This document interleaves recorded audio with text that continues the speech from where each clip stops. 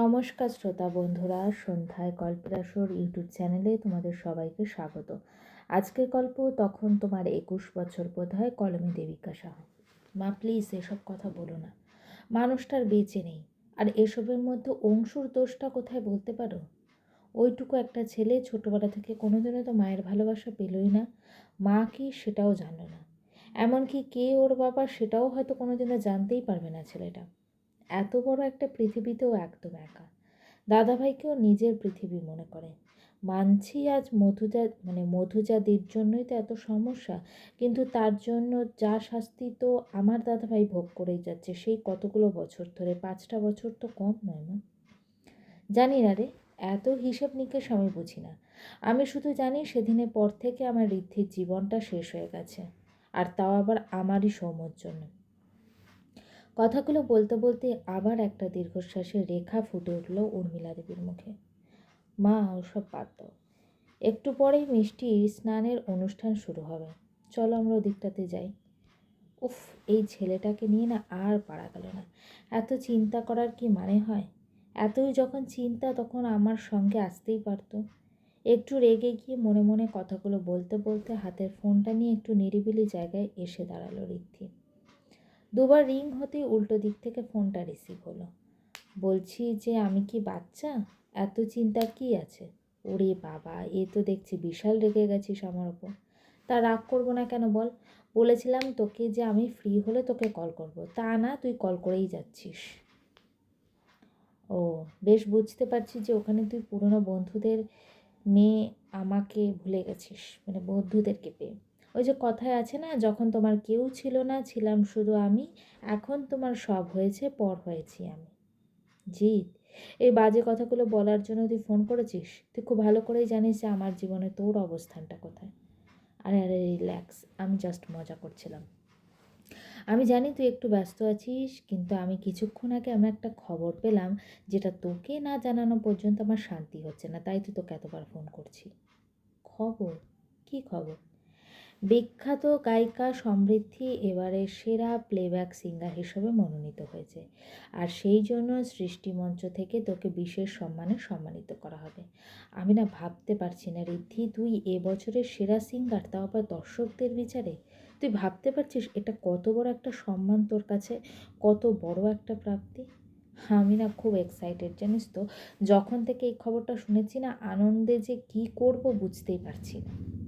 কি? আমি? হ্যাঁ ঋদ্ধি, তুই তুই পেরেছিস ঋদ্ধি, যে স্বপ্নটাকে আগলে নিয়ে এগিয়ে চলছিলিস সেই স্বপ্নটা তুই ছুঁতে পেরেছিস। ঋদ্ধি, আজ আমি খুব খুশি রে। বিশ্বাস কর, তোকে না আমি বলে বোঝাতে পারবো না আমি কতটা খুশি। আমার এই অ্যাচিভমেন্টে তুই এত খুশি জিৎ? এত সাপোর্ট করিস আমায়? আরে তোকে আমি সাপোর্ট করব না সেটা আবার হয় নাকি? আমি কিন্তু তোর নাম্বার 1 বেস্ট ফ্রেন্ড এখন, মনে নেই নাকি কথাটা? হাসতে হাসতে কথাটা বলল জিৎ। আমার পাশে এরকমই থাকিস রে সবসময় জিৎ, তাহলেই হবে। এটা আবার তোকে বলে দিতে হবে নাকি? তুই বললেও আমি তোর পাশ থেকে কোথাও যাব না রে। এবার যা, তোর কাজ কর গিয়ে, অনেকক্ষণ তোর সময় নিয়ে নিলাম। আচ্ছা বাই। কথাটা বলেই ফোনটা কেটে দিল ঋদ্ধি। আমি তোকে সবসময় আগলে রাখবো ঋদ্ধি, চিরকাল। আমি যে তোকে খুব ভালোবাসি রে, হয়তো নিজের থেকেও বেশি। তবে আমার এই ভালোবাসার দাবি নিয়ে কোনোদিনও তোর পাশে দাঁড়াবো না আমি। আমার ভালোবাসাটা বরং একতরফাই থাক। আমি শুধু চাই আমার ভালোবাসার মানুষটা যেন ভালো থাকে। তোর জীবনে কোনো অন্ধকারকে আমি ঘেঁষতে দেবো না, এটা আমার চ্যালেঞ্জ আমার ভালোবাসার কাছে। ফোনটা কেটে দিয়ে হাসি মুখে ভিতরে যে দিকটাতে অনুষ্ঠান হচ্ছে ওদিকে এগিয়ে গেল ঋদ্ধি। তবে এই মুহূর্তে একজোড়া চোখ হঠাৎ করে কেমন যেন সিক্ত হয়ে উঠল। তার মানে আমি ঠিকই ভেবেছিলাম ঋদ্ধির জীবনের শুভজিৎ এখন সব। তুই কি সত্যি আগের সেই ঋদ্ধি, যার জীবনে তার সৌম্যদার থেকে বেশি ইম্পর্ট্যান্ট কেউ ছিল না? নাকি তুই অন্য কেউ? কাকিমা? চিরচেনা কণ্ঠস্বরে হাতের কাজটা ফেলে সামনের দিকে তাকালেন উর্মিলা দেবী। এই মেয়েকে যে চেনাই যাচ্ছে না, সেই হাসি খুশি মেয়েটা যার চোখে মুখে কিনা সবসময় একটা দুষ্টুমির হাসি লেগে থাকতো, সেই মুখটাই আজকে বড্ড শান্ত মুখে। কেমন আছো কাকিমা? ঋদ্ধি আরও একবার ডাকে ঘোর ভাঙল উর্মিলা দেবীর। হ্যাঁ রে, আছি একরকম। এই উত্তরটুকু দিয়ে আবার কেমন যেন স্থির হয়ে গেলেন উর্মিলা দেবী। আচ্ছা কাকিমা আমায় জিজ্ঞেস করবে না যে আমি কেমন আছি? ঋদ্ধি, আমি কোন মুখ নিয়ে তোর সামনে দাঁড়াই বলতো মা? প্লিজ কাকিমা, আজকের দিনে না এসব শুনতে আর ভালো লাগছে না। কতদিন পর তোমাদের সঙ্গে দেখা হলো বলো তো। এখন প্লিজ এসব পুরনো কথা মনে করে কষ্ট পেও না। আর ওই ঘটনায় তোমার কোনো দোষ ছিল না, তাই তুমি খামোকা কষ্ট পাচ্ছ কেন বলো তো? সবটাই আমার ভাগ্যের দোষ। আর একটা কথা আমি খুব করে মানি জানো তো কাকিমা, সবার জন্য সব থাকে না। ঋদ্ধি অনেকক্ষণ ধরে উর্মিলা দেবীকে খুঁজছিল সৌম্য। তবে এখানে নিজের মায়ের সঙ্গে ঋদ্ধিকে কথা বলতে দেখে একটু ইচ্ছে করে আর নিজের মাকে ডাকেনি ছেলেটা। কতদিন পর আবার যেন সেই পুরনো ঋদ্ধির স্বতঃস্ফূর্ততা লক্ষ্য করলো সৌম্য। আর তাই আর কথা বাড়ায়নি ছেলেটা। তবে ঋদ্ধির শেষ কথাটা শুনে কেমন যেন এলোমেলো হয়ে গেল ছেলেটার সব চিন্তা এক মুহূর্তে। হঠাৎ করে সৌম্যর গলার আওয়াজ শুনে একটু অবাক হলেও চুপ থাকলো না ঋদ্ধি। একগাল হেসে সৌম্যর দিকে তাকালো। মুখের হাসিটাকে যথাসম্ভব বজায় রাখার চেষ্টা করে পরের উত্তরটা দিলেন। এই তো, এই তো সৌম্যদা, তুমিও এখানে? তুমিই বলো, আমি কি কিছু ভুল বললাম? এই পৃথিবীতে সবার জন্যই কি সবাই থাকে? আরে এমন আবার হয় নাকি আমি যাকে ভালোবাসি সে আমাকে ভালোই বাসতে পারে না? এটাই স্বাভাবিক। আমি কাউকে খুব করে চাইলাম আর সে কোনো না কোনোভাবে আমারই হয়ে গেল। এসব তো শুধু গল্পেই হয়, বাস্তবে হয় না। এত হ্যাপি এন্ডিং গল্প যদি বাস্তবে হতো তবে তো আমাদের মতো প্রত্যাখ্যানের যন্ত্রণা সহ্য করার মতো আর মানুষগুলোরই থাকতো না। আর হ্যাঁ, এর জন্য দুঃখ পাওয়ারও কিছু নেই। আমরা প্রত্যাখ্যানটাকে মেনে নিতে জানি, সেটুকু মনের জোর আমাদের আছে। তবে হ্যাঁ, একটা জিনিস দেখো, তোমরা আমাদের এই নীরবতাটাকে সহ্য করতে পারবে তো? কথাগুলো যে ওকে শুনিয়ে শুনিয়েই বলা হলো সেটা বুঝতে খুব একটা অসুবিধা হলো না সৌম্য। আজকাল মেয়েটা বড্ড হিসেবি হয়ে গেছে।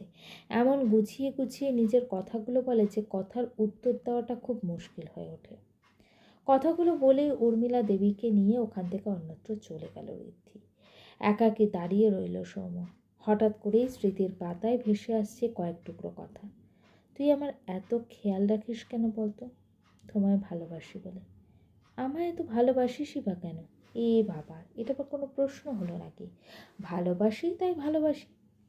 আচ্ছা এমন যদি কোনো দিন আসে, ধর আমি তোর থেকে অনেক দূরে চলে গেলাম, তখন কী করবি?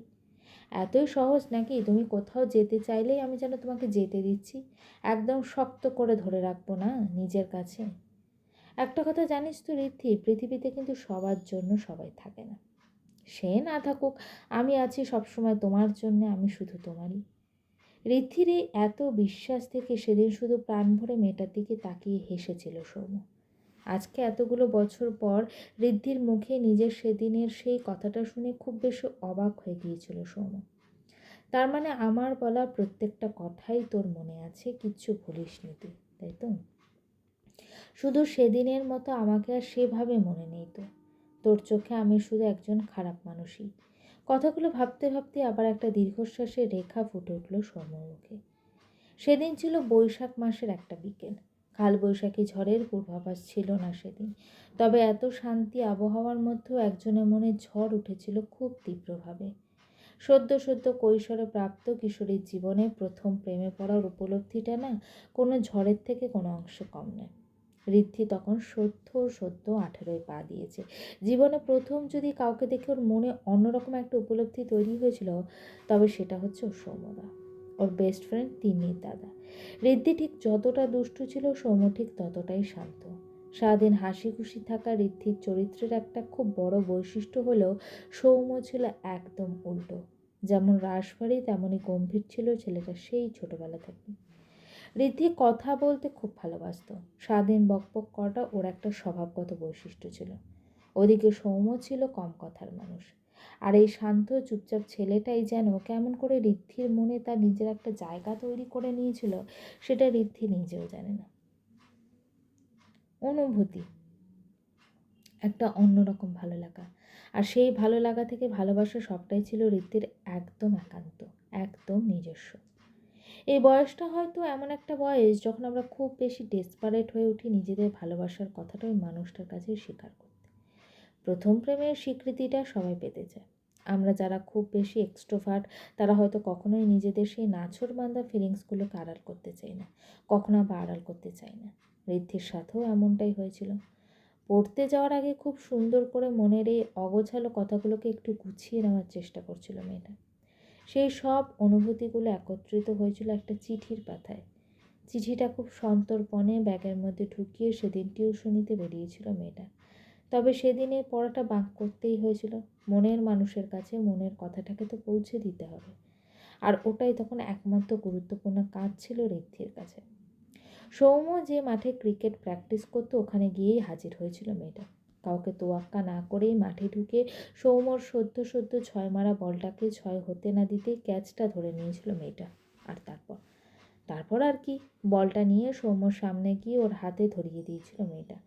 তবে শুধু বল নয়, সযত্নে লেখা নিজের প্রেমপত্রটিও সৌম্যর হাতে ধরিয়ে দিয়েছিল মেয়েটা।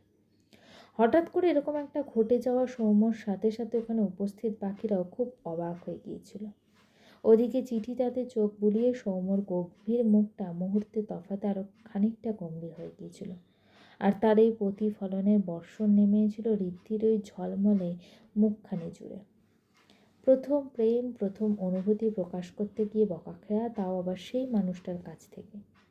এ কি কালবৈশাখী ঝড়ের থেকে কোনো অংশে কম নাকি? বরং মনের আঙিনায় ঘটে যাওয়া এই ঝড়ের তীব্রতাটাই অনেকটা বেশি। গল্পটা কেমন লাগলো অবশ্যই আমাকে কমেন্ট করে জানিও। আর আমার চ্যানেলের গল্পগুলো যদি তোমাদের ভালো লেগে থাকে চ্যানেলটিকে সাবস্ক্রাইব করে পাশে থেকো।